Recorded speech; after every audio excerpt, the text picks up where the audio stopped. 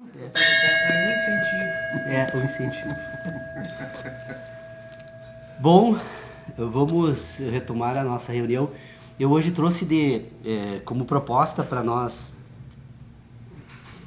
estabelecermos a nossa pauta a questão trazida pelo Dr. Pedro Osório no nosso último encontro.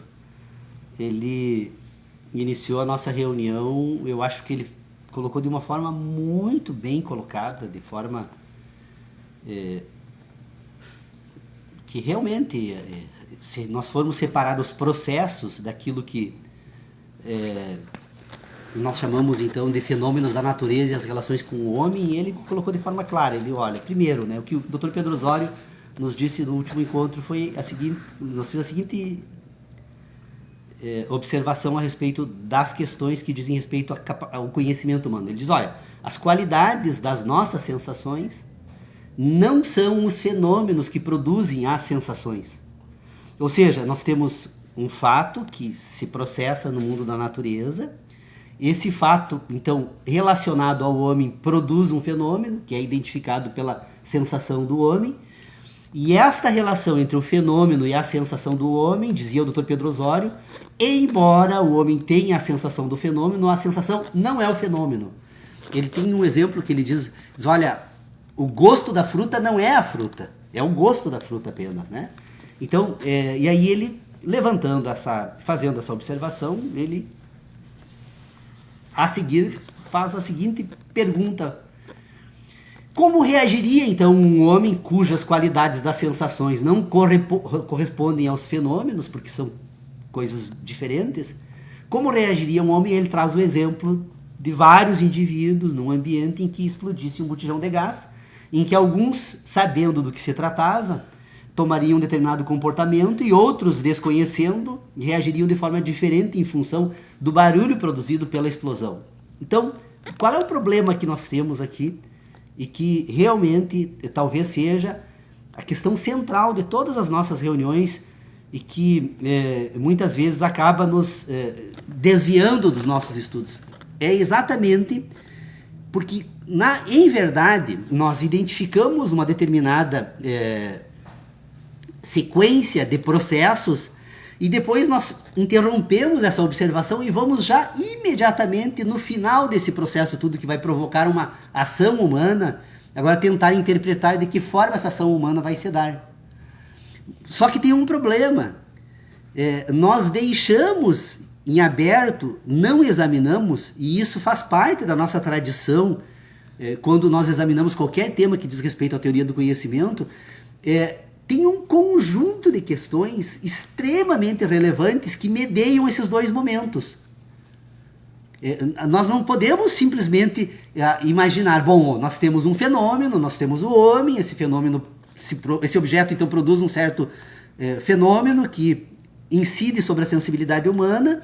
A sensibilidade humana agora então, sentindo o fenômeno, tem sensação do fenômeno, e agora, então, tem uma relação entre o fenômeno e esse ser humano que permite esse ser humano dizer, então, que conhece o fenômeno.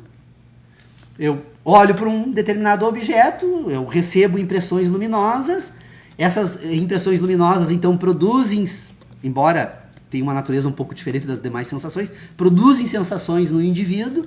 Essa produção de sensações agora vai produzir o que o indivíduo chama de conhecimento sobre o objeto que ele está vendo. Então, esta impressão e o objeto, ele passa a dizer agora que conhece. Ora, isso é uma pequena parcela desses processos que estão sendo examinados. Primeiro lugar, então, o que nós precisamos identificar até poder, então, falar da ação humana? É que esse fenômeno e o homem, então, que diz que conhece o fenômeno, que recebe a impressão do fenômeno, eles fazem parte de um complexo fenômeno que é maior que essa totalidade. A relação entre o homem e o fenômeno faz parte de um processo total que nós chamamos de universo. Há um universo. O que é esse universo? Ora, é tão complexo esse universo que eu vou só me limitar a dizer o seguinte: é um processo em curso no espaço. Porque se eu responder mais do que isso sobre o universo, eu já vou começar a dever explicações. Então, acredito que nós todos podemos aceitar, então, que podemos dizer que o universo é um processo em curso no espaço. Bom, se o universo é um processo em curso no espaço e o homem, então, está dentro desse universo, e a estar dentro desse universo, então, o homem é um fenômeno nesse processo em curso no espaço, e agora, dentro desse processo, ele se relaciona com outras partes desse processo que é o universo. Se o universo é totalidade, o homem é parte, existem outras partes. E uma infinidade de partes nesse universo, tão complexa, que então nós não podemos agora tratar toda essa infinidade como se fosse uma coisa única. Eu só posso reconhecer que é um processo no espaço. Bom, tem um indivíduo, então, agora, nesse processo, que é uma parte desse processo em curso do espaço, e tem outras quantidades imensas de partes nesse universo que se processam no espaço. Das relações dessas partes desse processo do universo com o homem, que também é uma parte, este homem, então, tem sensações desse processo que ocorre, que é uma parte do universo. Das relações da parte do universo com o homem, então, produz sensações, e estas sensações, então, é aquilo que o homem vai chamar de conhecimento. Quando o homem compõe isso, então, que ele denomina de conhecimento, ele desenvolve agora uma aptidão que é própria do homem, que permite ele constituir aquilo que nós chamamos de razão humana. Quando o homem relaciona sensações, sendo uma parte do processo do universo, então, que se relaciona com outras partes e que essa parte produz sensações, estas sensações desenvolvem uma aptidão no homem que nós denominamos então de razão. E esta razão humana que vai então produzir aquilo que se chama de conhecimento. O conhecimento que a razão humana então produz, o que ele é nesse universo? É o universo relacionado entre si. Toda vez que o homem relaciona processos no universo entre si e consigo, estas relações que o homem constitui chama-se razão humana. A razão, então, são as relações entre as partes do processo no universo que está em curso no espaço. Bom, quando o homem relaciona a razão entre si, que na verdade são relações entre sensações e relações entre relações, porque depois quando ele desenvolve essa razão, ela num determinado momento do seu desenvolvimento, ela adquire então autonomia, que vai constituir o indivíduo, o homem. Esta autonomia da razão vai permitir agora que a razão não apenas se relacione com fenômenos, mas se relacione com a própria razão. Mas isso é um outro assunto. O que eu quero dizer, então, que se nós temos o universo como um processo em curso no espaço, e nós temos a razão humana como o universo relacionado entre si, na medida em que esse sistema que constitui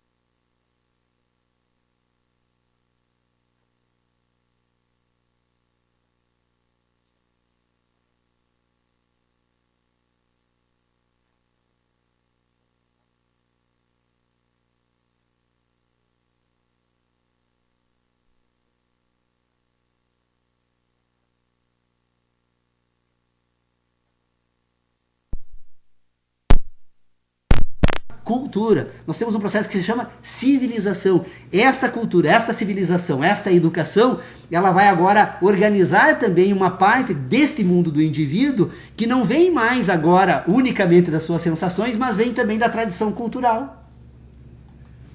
Em que os outros indivíduos que viveram uma certa época, que passaram por certas experiências, que tiveram condições então de organizar, relacionar sensações, elas vão produzir aquilo que nós denominamos então de cultura, em que em última análise, inclusive nós em certos momentos desta cultura, nós separamos parte dessas informações para dizer que ela compõe aquilo que nós chamamos de ciência. O que é a ciência? A ciência é a tradição cultural organizada, relacionada, né, para que o indivíduo não precise mais buscar totalmente agora nos seus sentidos a ordenação desse universo, mas também agora pela ordenação dos sentidos de outras pessoas que passaram por essas experiências. Então, alguns indivíduos vão se dedicar ao exame da matéria, né, vão buscar equipamentos como microscópios, vão usar de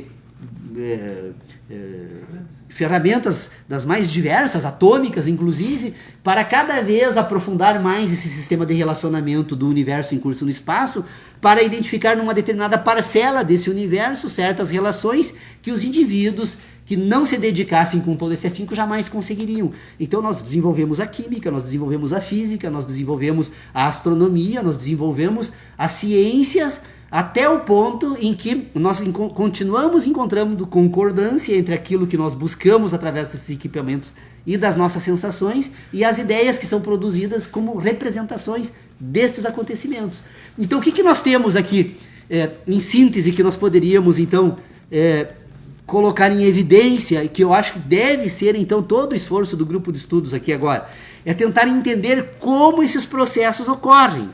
Por quê? Porque nós, em verdade, como desenvolvemos um sistema de inteligência, todo ele orientado por objetos, nós acabamos substituindo a nossa capacidade de relacionar sem objetos e nós não conseguimos identificar que este indivíduo que constitui o mundo, ele constitui o mundo porque ele pensa. E esse indivíduo é capaz de constituir esse mundo porque ele, além de pensar, também ele sente. Se esse indivíduo não tivesse capacidade de sentir, ele não desenvolveria, não constituiria esse mundo. Esse mundo que o indivíduo constitui, que nós denominamos então agora do nosso mundo, é um mundo que está ordenado pelo quê? Pelas nossas sensações. Sente, pensa e reage. Ação. O homem sente, o homem pensa e o homem age. Age. A ação está fora. A ação, se nós formos examinar qualquer ação humana aqui, são tantas as possibilidades de interpretação que nós jamais vamos chegar a um resultado. Mas nós temos que reconhecer aqui, primeiro, que esse indivíduo, então, que tem sensações. Essas sensações, elas estão vinculadas ao quê? A uma estrutura orgânica. Um organismo que sente. Há um organismo que tem sensações. Isso é um tema que tem que ficar completamente isolado, independentemente de qualquer ideia ele sente. As ideias, então, elas são produzidas depois por um outro sistema de inteligência. Qual é esse outro sistema de inteligência? É o sistema de inteligência agora que relaciona as sensações. Então, estas sensações, elas nunca se apresentam como totalidade orgânica. Uma sensação, ela vem junto com um conjunto de outras sensações. Eu sinto o gosto da laranja e essa laranja, ela também me passa uma informação que é visual. Ela me passa uma informação que é tátil. Ela me passa uma informação agora. Tem um conjunto de relacionamentos que eu produzo até eu poder produzir aquilo que eu vou chamar agora de ideia da laranja. A ideia da laranja é um conjunto de sentidos ordenados entre si. Essa laranja tem um espaço geográfico, ela normalmente, para uma pessoa que conhece o processo todo, ele vai identificar então o solo, o tronco, os galhos, a folha e depois a laranja. Se tu me permitir só para mim. Tá, desculpe. Não fugir. Não. Eu só vamos fazer assim, eu só vou me permitir, então vamos combinar uma coisa. Vamos tentar assim, restringir ao máximo possível para não ampliar demais o debate. Estou tentando fazer uma ideia, nós propomos a luz da filosofia, como a Sim. filosofia entra, né? A nossa inteligência, né? Na verdade, isso é filosofia. Tudo bem. Então, nós vamos partir pela coisa mais óbvia do acontecimento, que tem direito a entender. É o fato, a interpretação do fato, o efeito do fato e o que o fato representa na soma total, né? Quer dizer, então, então vamos partir filosoficamente falando da coisa mais óbvia, chovendo molhado, o micro e o macro. Então vamos inserir o micro no ser humano, tudo com nossas células, etc. Então, nossas sensações todas que nós... E a partir de então exteriorizamos e partimos no grupo em todo, de forma universo, assim sucessivamente em cadeia. As coisas vão acontecendo em cadeia, que automaticamente depois se reflete de forma indireta da mesmo ponto de partida. Então aí, aqui está, aí a minha dúvida toda é a seguinte: quando o homem cria essas sensações e consequentemente da ação de essas sensações surtem um efeito, esse efeito se exterioriza e nós, como fizemos parte do mesmo espaço, né? Então respinga nos demais e cada um vai ter a sua sensação diferente da maneira com que recebeu, que nós acabamos de dizer. Então nós vamos criando pelas nossas próprias sensações, e a pergunta toda é o seguinte: aonde vamos parar? É que, na verdade, essa questão, eu acho assim, Saim, nós não temos condições de trazer esse tema para o exame aqui, porque são tantas as questões que precisariam ser colocadas em ordem, que até podemos. Eu acho que nós tentamos, em pelo menos 2 ou 3 reuniões aqui, nós estabelecemos, pelo menos eu trouxe uma proposta, que me parece que, em princípio, não teve nenhuma objeção aqui no grupo, de como se processariam as ações humanas. De que forma, né? O indivíduo que age, ele tem, na verdade, é um conjunto de ações. A ação não é só aquela que decorre da vontade dele, mas tem algumas ações que são orgânicas. O meu coração bate. Isso é uma ação do meu organismo. Né? Eu respiro. Isso também é uma ação do meu organismo. A diferença entre bater o coração e respirar é que, já no ato de respirar, já há uma certa possibilidade de intervenção da ação humana. E aí nós vamos, até o indivíduo produzir algo no mundo e atingir os outros e tentar imaginar agora as reações. Isso é tão complexo que nós não temos por que trazer para o debate aqui. Porque nós ainda não resolvemos um outro problema, que é anterior, Saim, que é a seguinte pergunta que deve ser feita aqui: como é possível pensar? Mas é isso que eu estou tentando dizer pelo seguinte, porque a coordenação e a cadeia não acontece no coração, só você está dizendo. Sim, mas como é possível pensar? Né? Pois é isso que eu quero dizer. Eu quero saber essa mola propulsora, essa força, essa energia propulsora que nos conduz a toda essa sequência toda que nós estamos tentando nos situar, entende? As sensações. A sensação, mas anterior às sensações, a vida. Pois aí nós voltamos ao ponto de partida. Aí então tem Deus. Nós voltamos ao ponto de partida. Deus. Se nós não queremos, eu não tenho condições de responder aqui, por exemplo, quais são todos os processos orgânicos que se dão numa célula, para permitir que a célula saia da natureza enquanto elemento e se constitua agora como um organismo. Esse processo entre o elemento e o organismo, alguém quer uma resposta melhor para mim? Eu tenho a seguinte resposta: foi Deus, ponto. Não então, quero mais responder isso. Tudo bem, a nossa questão... Eu acredito assim, quando você falou macro e micro, eu acredito que são vários elementos, mas o nosso pensamento, por exemplo, a origem, uma das interferências são questões orgânicas também. Interfere. Sim. Sim. Entre vários. Sim. Várias coisas que um indivíduo surdo, por exemplo, não vai desenvolver esses relacionamentos ligados à audição. Né? Até a questão de nutrição. Uma série de fatores. Não, tudo bem, mas isso aí está fora. Mas está fora. Mas está fora. São elementos de interferência. Mas tudo bem. Deixa que esse indivíduo saia um brucutu, ou deixa que esse indivíduo saia um Einstein. Eu não quero saber o que faz dele Einstein ou o brucutu. Aonde é que nós vamos por que chegar? Brucutu? Não sei por que essa palavra. De partida, tá tudo bem. A um ponto de partida, para nós podermos, no meu entender, nós temos que ter um ponto de partida para podermos localizar, tudo para bem. nós dar seguimento. Mas aí então eu dou o ponto de partida. Vocês querem? Eu vou iniciar lá do último ponto, que não tem. Começa com Deus, com o seu Deus fez a vida. Não tem costela, não tem nada. A vida é Deus. Tá. Então, como os guaranis imaginam, eu me estou muito satisfeito. Partimos desse princípio. Tá. Deus, agora pronto. Vamos iniciar agora, universo. Nós temos então um universo, uma parcela considerável. Já está pronto. O universo, Deus, já está pronto. Uma parcela desse universo feito por Deus, então, é composto de elementos.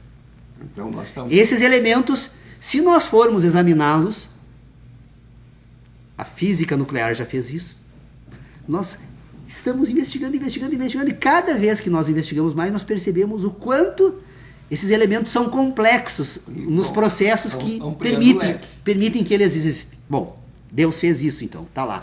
Tá a primeira parte, então. Esses elementos agora, relacionando-se por razões que Deus fez, eles vão constituir, então, um organismo. Eu tenho um organismo, pronto. De Deus ao organismo, eu não tenho como responder, não quero responder, está fora das minhas cogitações. Esse assunto está encerrado. Esse organismo é o homem. Ah, bom, agora você chegou ao âmago da questão. Esse organismo é o homem. Entre esse organismo que é o homem, tem a ameba.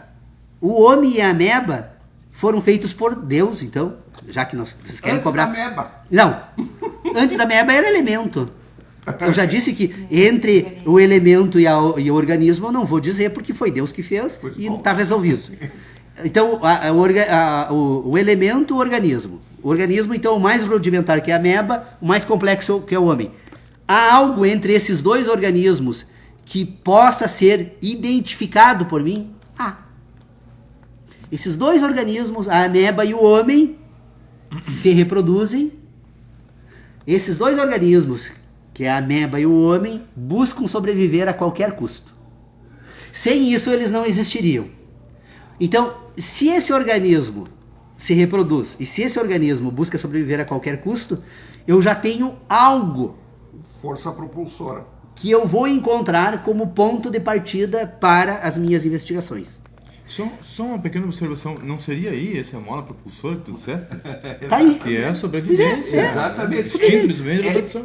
Sobrevivência e reprodução. Isso aí que foi Deus. Vocês querem me perguntar quem fez isso? Não sei, foi Deus. Eu não quero responder.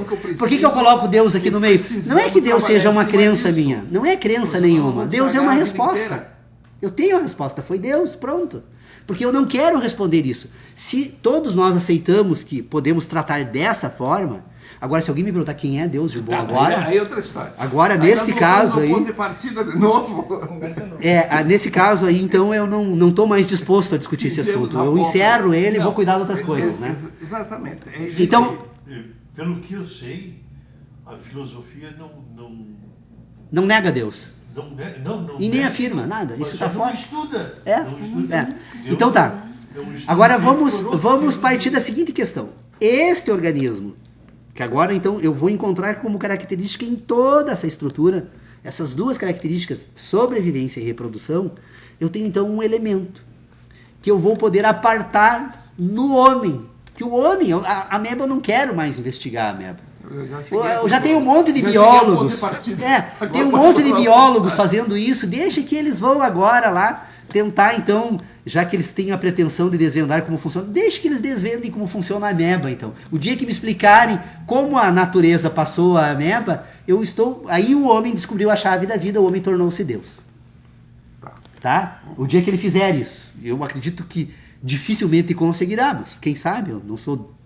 Então, nós temos o homem, então vamos agora identificar no homem como isso ocorre. Esse homem, então, busca sobreviver e se reproduz permanentemente. A reprodução aqui, é bom que se diga, para não ficar mal entendido, é algo orgânico. Todo o meu corpo está permanentemente se reproduzindo. A hora que parte do meu corpo, que o meu corpo parar de se reproduzir, parte dele mesmo parar de se reproduzir, eu morri.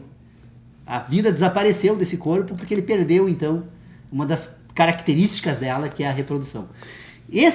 Para poder se reproduzir permanentemente, esse meu corpo precisa sobreviver. Então, eu fico impressionado, porque se nós começarmos... Eu corto a minha mão aqui, e sem que eu precise dar instrução nenhuma para esse corpo, ele vai lá e vai consertar esse corte. Se eu sofrer um ataque biológico da natureza, de parte desse universo, esse meu corpo já está preparado, já enfrentou tanto essas batalhas, que vai enfrentar... E em certos momentos vai ser derrotado, porque a vida toda ela é um processo integrado, em que essa cadeia da vida, uma alimenta a outra, né? Então esse organismo ele tem uma inteligência natural, que permite que ele se defenda, e ele tem uma inteligência natural que permite que ele se reproduza. Que inteligência é essa? De novo, Deus. Energia propulsora. Eu não quero. Se alguém quiser e tiver interessado em responder para mim isso, por favor, vá para casa, estude, resolva, né? passe a sua vida e provavelmente de todos os seus descendentes, né? Que eu acredito que se esse processo em curso do espaço, se um dia eu me reencontrar novamente em algum lugar, talvez lá no final essa resposta venha a ser dada, mas eu não quero saber dela. Eu percebo que é uma inteligência natural. Essa inteligência promove a reprodução e a sobrevivência. Bom, então esse organismo agora, que se relaciona nesse universo e que tem então essas competências para, com inteligência então, reproduzir-se e sobreviver, eu preciso examinar como ele faz isso. Eu posso não responder os processos que permitem que isso ocorra. Bom, esse organismo então, eu vou perceber que ele tem dois instrumentos então agora, que ele produz endogenamente, internamente nesse organismo, que permite isso. Então ele vai buscar a sobrevivência, buscar a reprodução, e eu vou perceber que esses dois objetivos, eles são produzidos na medida em que esses dois sentidos dessa inteligência se relacionam com outras exteriores. Então, esse organismo ele desenvolve um sistema de inteligência tão complexo, né, da ameba ao homem, que este organismo agora passa a coordenar o desenvolvimento de algumas aptidões. Uma dessas aptidões que esse organismo desenvolve, então, agora é a capacidade de relacionar, para que ele possa sobreviver e para que ele possa se reproduzir, inclusive projetar essa reprodução para fora de si, que é a reprodução agora que mantém a sobrevivência da espécie, não apenas orgânicas, mas da própria espécie. Esse organismo agora ele constitui uma cadeia de relacionamentos entre essa tentativa de reprodução com a de sobrevivência, com a audição, com a visão, com o tato, com o olfato e com a visão. Então eu tenho dois sentidos que são endógenos, que agora, no desenvolvimento desse sistema, eu não gostaria de tratar desta forma, mas eu vou colocar dessa forma porque é a que permite nós entendermos um pouco melhor esse tema. Este organismo que se reproduz e que sobrevive, ele tem então prazer e dor. Poderíamos deixar então a busca da sobrevivência vinculada ao prazer. O prazer então é um instrumento que vai impulsionar a ação desse organismo para buscar a sobrevivência, a reprodução.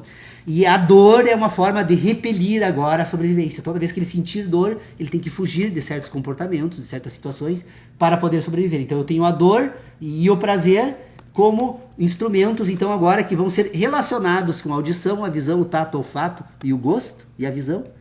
E destas relações, desses dois sentidos endógenos com os 5 exógenos, ele vai desenvolver agora uma cadeia de relacionamentos que vão constituir ideias. O que são essas ideias?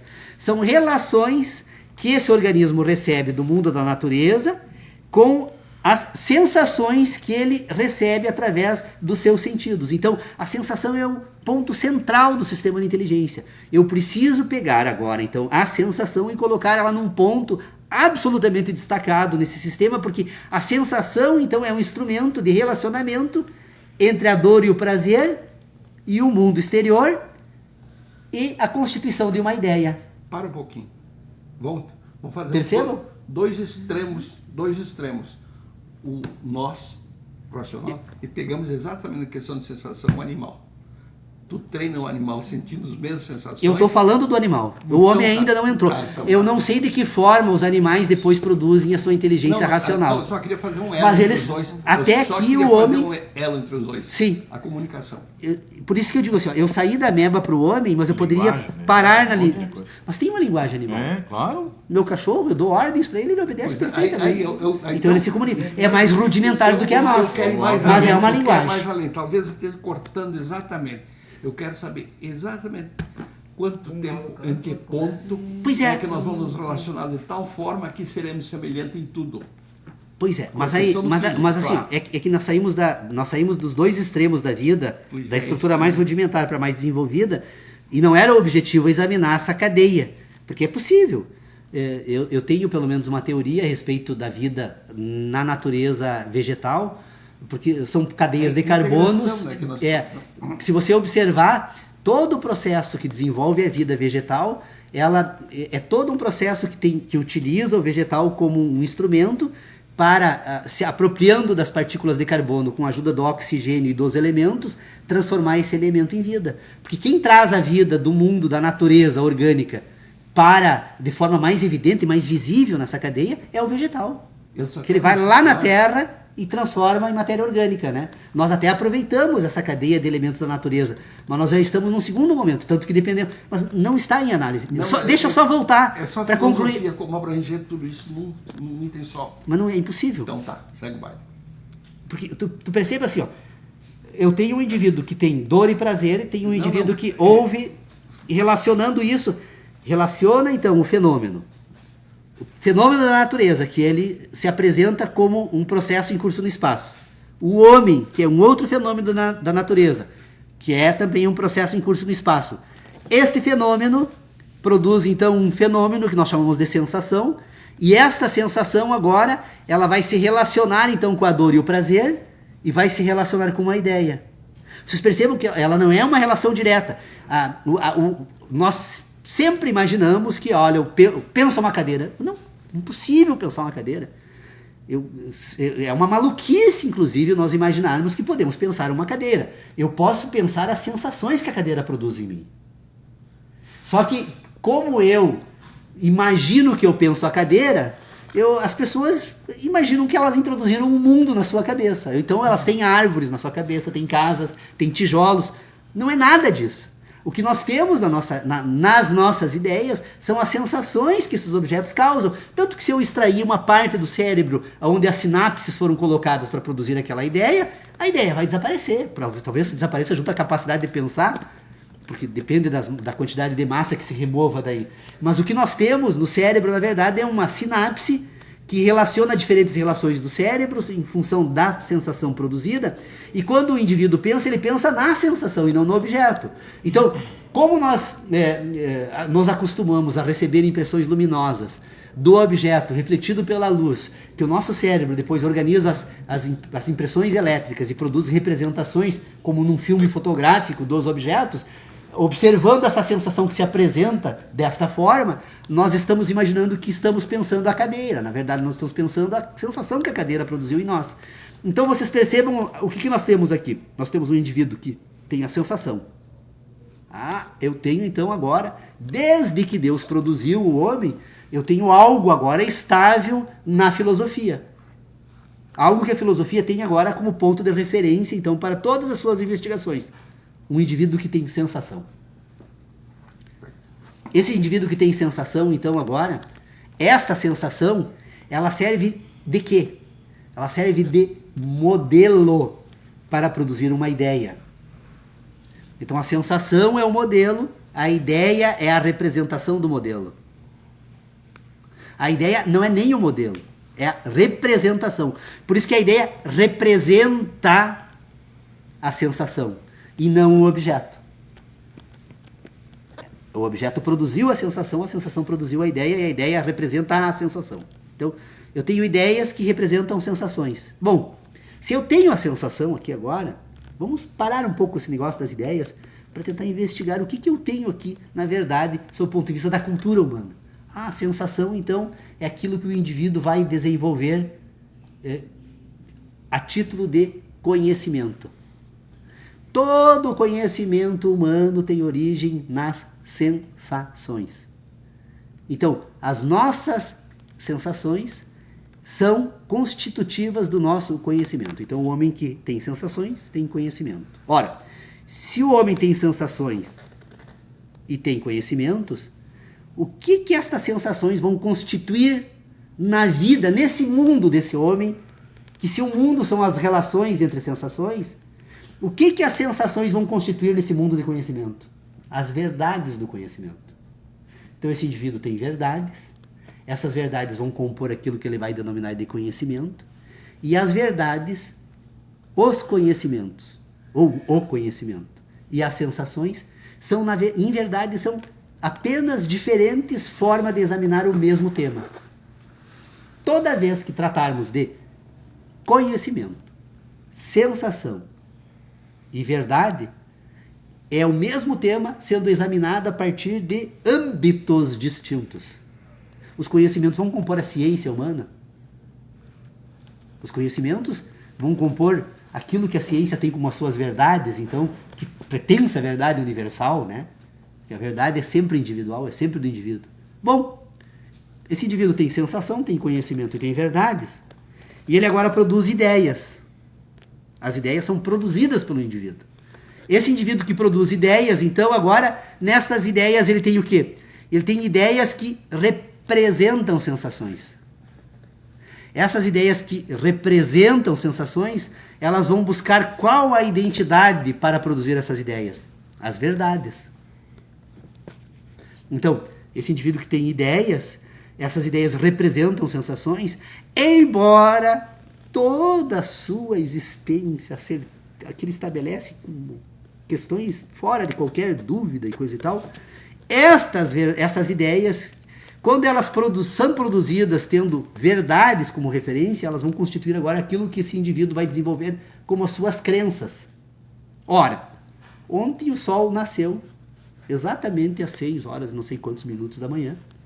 Eu não preciso esperar que esse sol nasça novamente. Agora eu tenho uma capacidade de pensar, eu posso produzir uma ideia e criar uma expectativa, que é uma crença, e vou lá e ela se confirma. Então as minhas crenças começam agora a se confundir com as minhas verdades. Eu não sei mais agora, com o tempo e a nossa existência, a nossa memória que nos engana, nos trai a todo momento. Num momento da minha existência eu já não sei mais o que é verdade, eu não sei mais o que é crença. E eu abandono as minhas sensações, as minhas verdades, os meus conhecimentos, e eu passo agora a constituir um mundo que eu desenvolvo unicamente a partir das minhas crenças. Então eu tenho um homem que pensa, que tem crenças. Opa! Mas é só isso? Não. Esse homem que pensa e que desenvolve crenças, ele tem também um outro ambiente, que é aquilo que vai dar sustentação a todo o seu sistema de ideias, que são as suas certezas. O que são as certezas? Ora, se este homem, ele então, que tem a capacidade de pensar, que desenvolve crenças, ele agora tem também a capacidade, essas crenças, ou essas ideias, elas são ideias que tentam representar sensações, ou representar verdades, ou constituir, representar conhecimentos, né? Então, este indivíduo também, ele descobre que ele pode produzir ideias que não representam sensações, mas que representam apenas outras ideias. Alguém diria, mas isso é possível? Sim. Isso foi demonstrado, aliás, foi a maior contribuição já dada na história da filosofia, e que até hoje não foi entendido pela maioria dos filósofos, foi dada por Kant quando ele demonstra de que os juízos matemáticos são sintéticos. Que como o Kant vai utilizar lá o critério do espaço e tempo para ordenar esse conhecimento no espaço, mas vamos retirar o tempo, porque eu acho que ele não é necessário, o Kant diria que esses conhecimentos são a priori, eles não são a priori, são juízos sintéticos puros. Por quê? Porque a ideia de um, ela pode ser repetida. Ora, se eu posso repetir a ideia de um, agora da reunião da ideia de um com a ideia de um, eu posso constituir uma nova ideia, que é a ideia de dois. Ora, se eu produzo a ideia de um com a ideia de um, a partir apenas de referências que são sígnicas, né? Não preciso do universo, não preciso do mundo, não preciso de nada para matemática. Eu até posso usar laranja, dedos, o que eu quiser, mas ela só atrapalha a matemática. A matemática, ela se relaciona apenas ideias com ideias. Então, eu vou desenvolver um sistema de relacionamentos que vão produzir, então, um ambiente de inteligência que vão compor aquilo que nós chamamos de certezas humanas. Ora, o indivíduo, então, tem certezas, que são ideias ideias relacionadas a ideias. Ele tem crenças, que são ideias relacionadas a sentidos, e ele tem a capacidade de pensar, então, que agora é a capacidade de produzir ideias. Essa capacidade de produzir ideias, ela se emancipa deste mundo, que é o do conhecimento das sensações e conhecimento, sensação e verdade do homem, né? Ela se emancipa e ela ganha autonomia e vai constituir aquilo que somos nós hoje. Então, o que é o indivíduo? O indivíduo é um indivíduo que pensa, e esse indivíduo que pensa, ele vai desenvolver, então, certezas, verdades e crenças. As certezas são universais. Todos os indivíduos, todos, podem isolar todos os indivíduos um do outro no mundo, que se eles forem refletir a respeito dos juízos matemáticos, todos eles chegarão aos mesmos resultados. Eles podem desenvolver sistemas matemáticos diferentes. Porque aí a matemática é infinita, né? É possível desenvolver tanto a capacidade de relacionar ideias, ela é infinita, ela não tem limites, né? Então, a capacidade matemática, todos os indivíduos desenvolveriam um mesmo sistema de certeza. Então, nós temos a certeza como algo universal. Vocês percebam, então, que eu tenho algo universal nesse sistema de ideias, que é a capacidade, então, de relacionar, de produzir um sistema de certezas. Eu tenho agora algo que é coletivo, que é a capacidade de produzir crenças.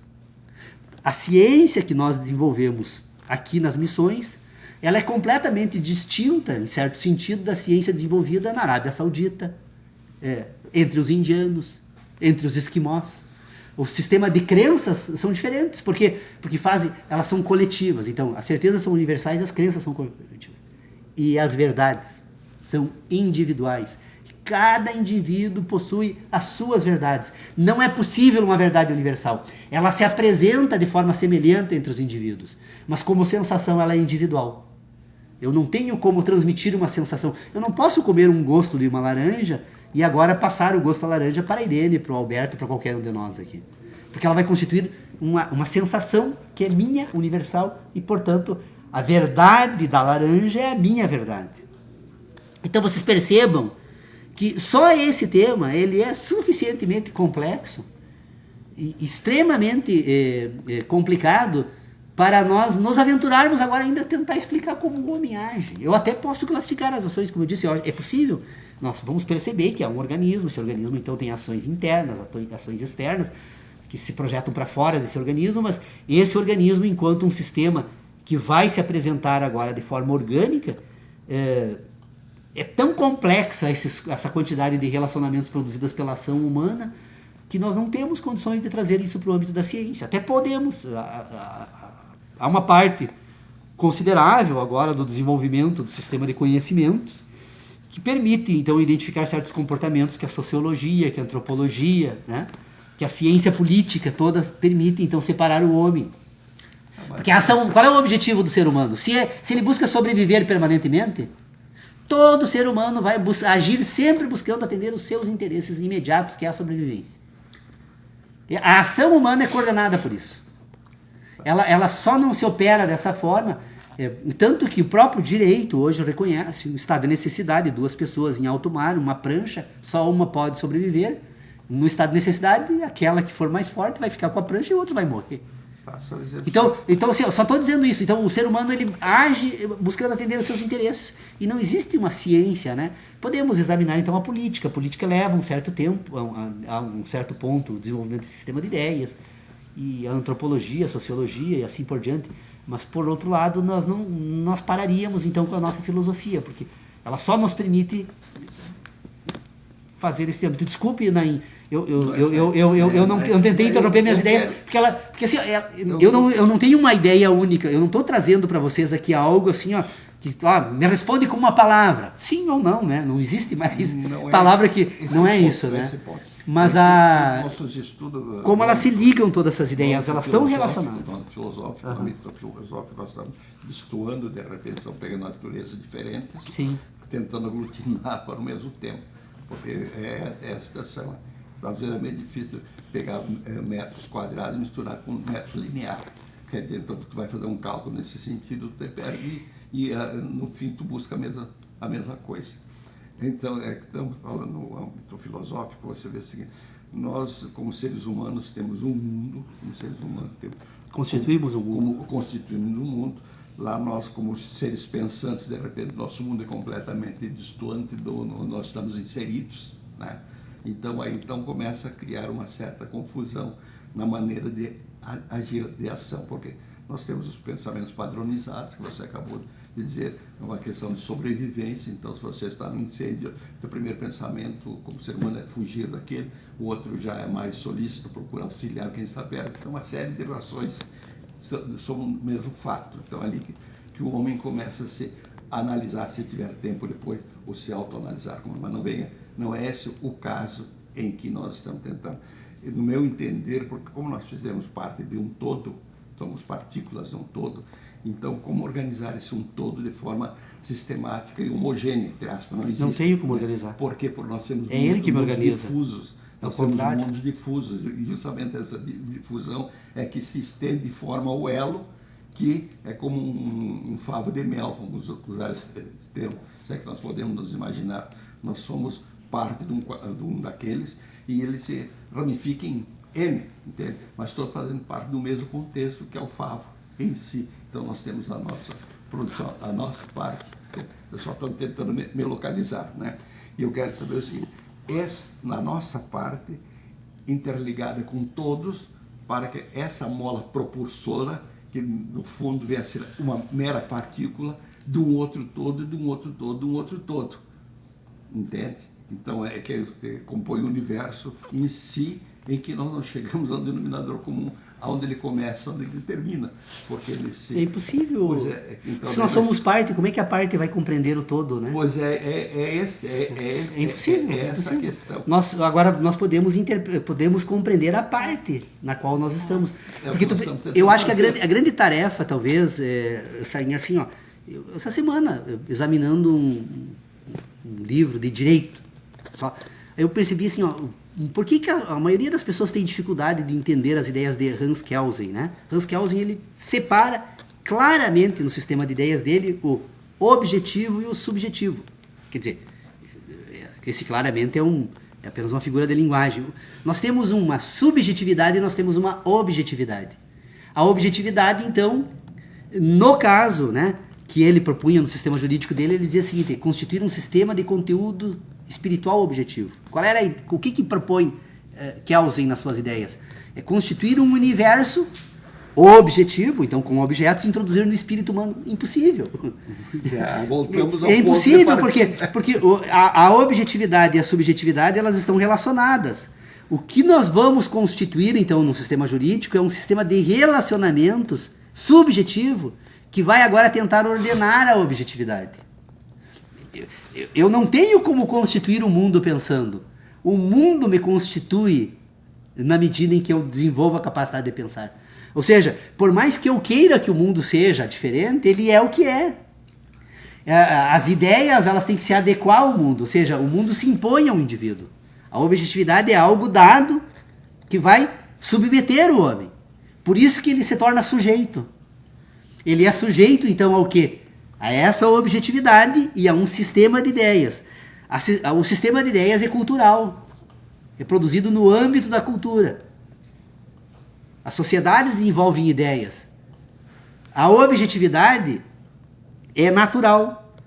Ela se impõe como tal, como objetividade. Então, o problema todo, nós precisamos, e isso é muito, mas extremamente difícil em função de toda a tradição cultural que nós temos pelo legado da educação. Nós precisamos fazer um esforço, e aí talvez seja a grande tarefa de todos nós, e eu faço isso permanentemente. Aliás, talvez todo o esforço que eu venha fazendo desde que nós começamos a trabalhar no grupo de estudos, eu estou permanentemente me exercitando porque eu gosto dessa tarefa. Isso me proporciona um prazer imenso, né? Separar cada vez mais essas duas noções, esses dois âmbitos do universo. Aquilo que nós denominamos então de objetividade. A objetividade é o todo. Eu sou uma objetividade enquanto organismo, né? Faz parte, então, a objetividade e a subjetividade, que agora aquela parcela do todo relacionada no indivíduo. Então a subjetividade, ela é do indivíduo, ela é individual. Só que quando nós vamos agora para o âmbito da filosofia, nós precisamos colocar essa subjetividade em evidência. E é muito difícil. Por que é difícil colocar essa subjetividade em evidência? Porque essa subjetividade, ela é composta pela objetividade. Imagine o seguinte: ora, se eu penso que consigo pensar uma casa, se eu penso que consigo pensar uma árvore, é porque, em verdade, essa objetividade, ela se impôs nesse sistema subjetivo de tal forma que nós imaginamos pensar objetos. Não, nós pensamos as sensações. E essa subjetividade não é nada mais, nada menos do que sensações. Tanto que eu pergunto para vocês o seguinte: olha, nós temos então a capacidade de ver, ouvir, cheirar, apalpar e degustar. Nós temos 5 sentidos aqui à nossa disposição, que depois nós vamos relacionar com outros 2, que é a dor e o prazer, então, né? Então, esses 5 sentidos. Tudo, mas tudo que está presente nesse nosso mundo ele está relacionado a esses 5 sentidos. Tanto que, neste ambiente que estamos aqui agora, está presente aqui nesse ambiente uma quantidade imensa de frequências elétricas, que não compõem o nosso mundo, porque eu não tenho nenhuma capacidade de fazer a leitura organicamente dessas impressões elétricas. Se eu tivesse, eu poderia dizer, lembra, Sainha, aquele dia que nós estávamos lá no Sebo Café, entre aquela frequência 107 MHz e 3 Hz, quando aconteceu essas, né, que daí então isso interferiu no crescimento de uma árvore. Nós não temos ela, mas é provável que ela inclusive interfira no processo orgânico da minha própria existência e da existência. Então, como eu não tenho sensação, isso não entra no meu mundo. O meu mundo é ordenado pelas sensações. E isso vai compor o quê? A subjetividade. A minha subjetividade é uma ordenação de sensações. E essa ordenação de sensações não é a ordenação do mundo. Porque este mundo se apresenta apenas como sensação, uma parcela considerável, como diz o Dr. Pedro Osório, a qualidade das minhas sensações não são os objetos. Esses objetos, eles me passam apenas uma parcela quase que insignificante daquilo que a natureza está presente ali, dessa objetividade. Então, eu acho assim, tão arrogante certos objetivos filosóficos, né? E até da própria ciência. Eu tenho visto certos cientistas, eles pegam uma unha lá de um material orgânico lá e aí desenham o resto do dinossauro, né, a partir da unha, né? De onde eles tiraram essa capacidade? Quais são as relações? O carbono 14, a cada 50 anos ele diminui uma certa gradação, então nós permitimos calcular que essa unha tem 5 milhões de anos. Mas quem te garante que essa sequência do carbono é a mesma durante esses 5 milhões de anos? Quem não diz que esse carbono, depois de um certo tempo, essa sequência fique seja maior ou menor? Porque o que é o tempo para nós? O tempo já foi o giro da Terra em torno do próprio eixo, o giro da Terra em torno do Sol. Hoje nós utilizamos como critério de tempo o movimento da partícula de Césio. Mas tudo que nós tomamos como tempo, na verdade, é uma cadeia de movimento no espaço. E se nós formos pegar a astrologia, não estou falando de astronomia, a astrologia, quando ela foi produzida 3.000 anos atrás, havia um relacionamento entre os astros do universo, que hoje a astrologia não serve mais, porque esses astros mudaram as suas posições no espaço. Não são mais as mesmas de 3.000 anos atrás, não serão as mesmas daqui a um segundo, e jamais voltarão a ser as mesmas no futuro. Porque é um processo no espaço. Nós estamos vivendo apenas uma parcela desse processo. E nós precisamos entender como esses processos ocorrem. Então, eu não posso querer ir adiante daquilo que é possível fazer. Olha, tanto que nós estamos nos movimentando. É aquela... o Saim, talvez, o Alberto e o Saim talvez não conheçam um exemplo. Nós somos permanentemente enganados pelas nossas sensações. Permanentemente. Inclusive, o mundo que nós constituímos, ele tem uma parcela, a maior parte a parcela mais considerável desse mundo, ele é fruto dos nossos enganos e não das nossas certezas e das nossas verdades. Eu vinha com o meu filho de São Miguel das Missões, no automóvel, e o Lucas largava um molho de chave e caía no colo. Ele, pai, estranho o que acontece com esse molho de chave.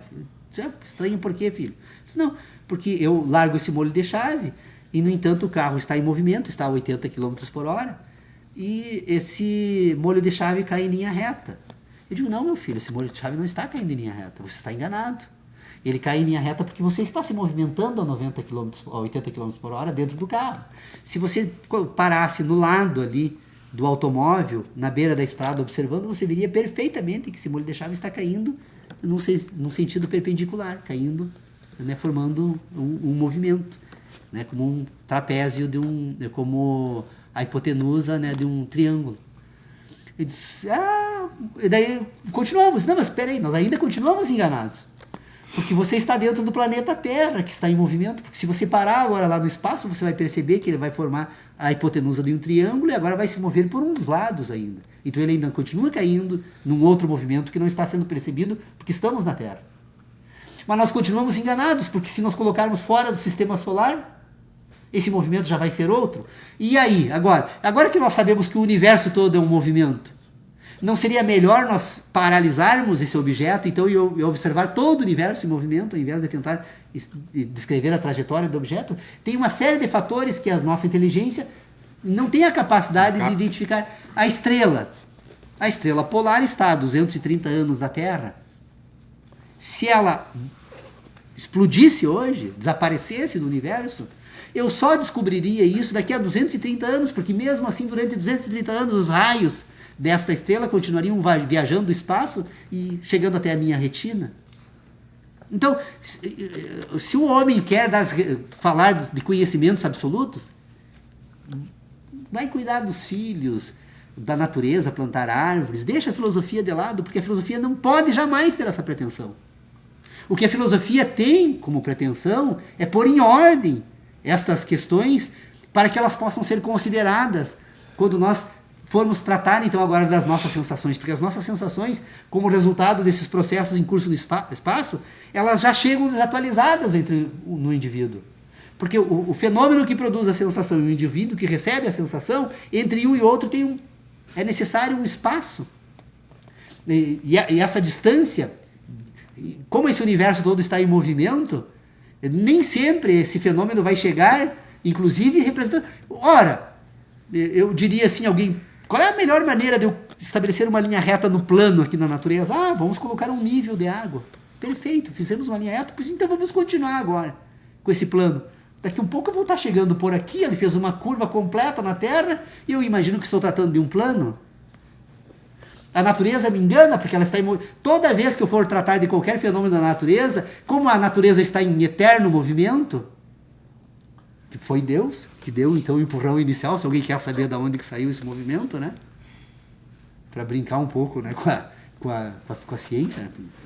Deu um impulso, foi ele, pôs em movimento. Bom, se é essa a resposta, o que eu preciso considerar então é que há um movimento, que há um espaço, que há um sistema que relaciona, e que enquanto eu não conseguir entender como isso ocorre, não tem razão nenhuma de querer filosofar.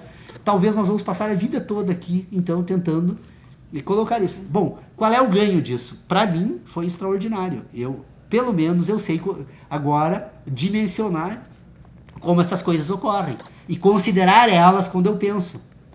Porque os nossos pensamentos nunca consideraram isso, a filosofia nunca... Como a filosofia abandonou o mundo da natureza, percebendo que ele era caótico, né? E que jamais ela conseguiria responder qualquer questão que diga respeito à natureza, em função desse caos no sentido de movimento, que nós não conseguimos jamais relacionar a todos, né? Então o filósofo jogou fora o mundo do universo, imaginou que seria possível agora imaginar um homem, um mundo e um universo a partir de certos pressupostos.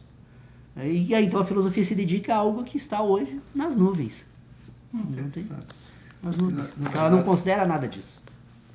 A gente nós temos o nosso mundo próprio, nosso mundo individual, e nós temos o nosso mundo coletivo. Isso que é interessante. As crenças são coletivas. Nós tentamos formar grupos de conhecimentos mais ou menos equilibrados, por assim dizer, que nós temos um diálogo entendível, né? Mas no nosso próprio meio existem outros mundos, e mundos, e mundos, e mundos. Depende do grupo em que você está inserido, né? Então, é aquela velha história, à luz da filosofia, eu fico pensando, esse desenvolvimento, se fosse linear e padrão, o mundo seria um caos. Por que seria um caos? Né? Da maneira como nós vivemos em sociedade, em termos, vamos usar um padrão, sociedade padrão, né? É o tipo da história. Eu posso ser supra-sumo na ciência ou na sapiência, mas eu preciso de alguém que me limpe o pátio, varra o pátio, isso eu não vou fazer. Sim. E se não tem um cara inserido num outro mundo, numa outra maneira de pensar, eu estaria roubado. Quer dizer, nós temos que ter alicerces ao nos basear. E justamente é isso. Agora tu vai ter toda a tua sapiência, todo o teu conhecimento, entre aspas, sei da verdade, né? No cara lá, e o cara diz, olha, eu tenho que varrer o pátio, se eu fico ouvindo o senhor, o mundo não anda. Isso aí. Bem...